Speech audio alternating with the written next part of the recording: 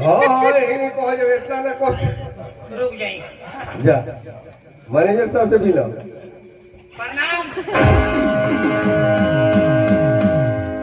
का एकदम चीव को तनी भैंसला ए पीछे से प्रणाम कर लेला। अब बताई रहो थुथुन होने बा हे, तोरे नाम परस्तर राम हो। जी हम ही आई आई नंबर के करो कौन नंबर माने एकदम ईमानदारी तोहर नाम ए कौन सारवा के बेटा लबराई बोलो हो अच्छा नंबर बताओ तो।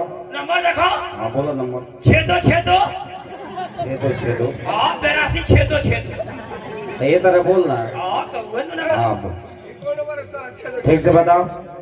छेदो का है 62 नहीं गया ना ना मैंने 62 हाँ फिर 62 अच्छा 82 आ लास्ट में फिर 62 वो करेंगे हिंदी में कोई 62 62 हाँ 83 हाँ 62 हाँ रुको तनी व्हाट्सएप में देखी। देखो और ये चेहरा हुई हाँ चेहरा तो मिलता लेकिन एमे बा हीरो खानी अभी बा तोहार मुंह पचकल खानी। ये एब्रेशन वाली पहले हम पवन सिंह लाखों लोग नहीं हो अब तो गांव घर में घूमे जाने तो पोड़े भैंस दे के हो रख जाला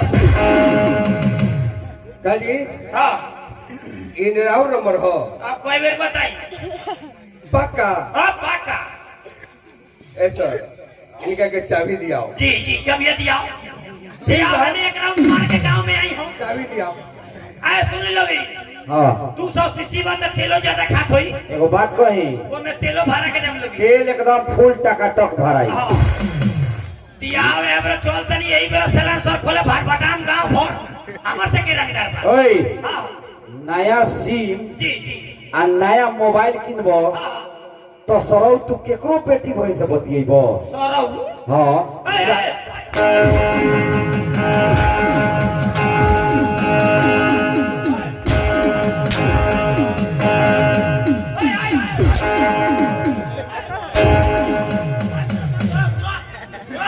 साले सुनो सुनो कोई बड़ा मर साले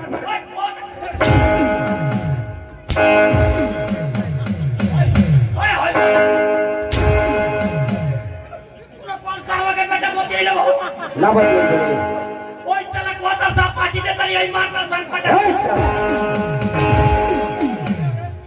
साले नया मोबाइल किन के आ नया सिम निकाल के साला आज तक ले केकरो हिम्मत कर हमनी के घर के तरफ नजर उठाओ के आ ते साला फोन किन के हमनी के बहिन से 12 बजे रात के बतिया दे।